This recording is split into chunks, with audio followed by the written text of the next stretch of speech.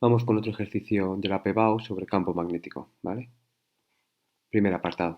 Bueno, dice, por un conductor rectilíneo indefinido apoyado sobre un plano horizontal circula una corriente de 20 amperios. Dibuja las líneas del campo magnético producido por la corriente y calcule el valor de dicho campo en un punto situado en la vertical del conductor y a 2 centímetros de él, ¿vale? Vamos a suponer que tenemos nuestro conductor, ¿vale? Debemos de elegir una dirección y sentido para nuestra corriente y vamos a suponer que es este, ¿vale? De 20 amperios. Si tenemos nuestro sistema de referencia, ¿vale? X, y Z, podemos considerar que nuestro conductor lo tenemos apoyado en el plano XZ, ¿vale? En ese plano es donde está apoyado. Nosotros sabemos que por circular una corriente se va a producir un campo magnético que va a ser perpendicular al hilo de corriente, ¿vale? Y con forma circular, que se encontraría en el plano XY, ¿de acuerdo? Si lo dibujamos rodeando el cable, ¿de acuerdo? Donde el cable sería el centro del mismo.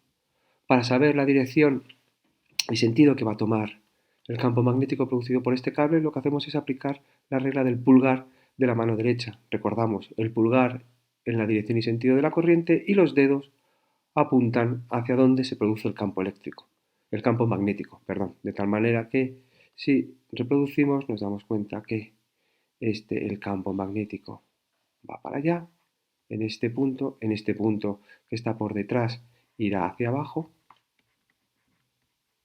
aquí irá hacia acá y en este punto irá hacia arriba, ¿de acuerdo? Esas serían las líneas del campo magnético producido por la corriente. Para calcular su valor, pues es muy sencillo. Simplemente debemos de expresar el campo magnético que produce todo conductor rectilíneo, que viene dado por esta expresión. Mu sub 0 por I partido de 2pi por R, ¿de acuerdo?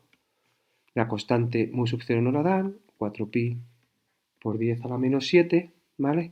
La intensidad de corriente me han dicho que son 20 amperios partido de 2pi por la distancia. Y recordad que la distancia tiene que ir en metros. En este caso nos lo han dado en centímetros, así que es necesario pasarlo. Así que serán esos 0,02 metros. Si haces los cálculos y yo no me he equivocado, esto sale 2 por 10 a la menos 4 teslas, ¿vale? Ese es el valor del campo magnético generado a 2 centímetros del conductor. Bien, si nos vamos al apartado B, nos dicen qué corriente tendrá que circular por un conductor paralelo al anterior y situado a 2 centímetros encima por él para que no cayera, ¿vale? Si la masa por unidad de longitud de dicho conductor es de 0,1 kg por metro a la menos 1. Muy bien, vamos a subirlo un poquito. Vuelvo a tener el mismo conductor inicial, ¿de acuerdo? Con esa intensidad de corriente de 20 amperios, ¿vale? Y ahora aquí arriba sitúo mi nuevo conductor, ¿de acuerdo? Y me han dicho que la distancia entre ellos es 2 centímetros. Fijaros que es la misma para la cual hemos calculado el campo magnético. Esto es importante, ¿de acuerdo? Como me piden que no cayera, que no tiene que caer, voy a ver qué datos conozco. En primer lugar, tengo el peso de este conductor, ¿vale? Que va dirigido siempre hacia el centro del planeta. Y luego, en este punto, nosotros sabemos que el campo magnético es un campo magnético entrante. Recordad que los campos magnéticos entrantes los podemos representar así y este que es saliente lo podemos representar de esta manera. ¿De acuerdo? Entonces nosotros sabemos que para que esté en equilibrio es necesario que este peso esté compensado por alguna fuerza y la única fuerza que va a aparecer es la fuerza magnética.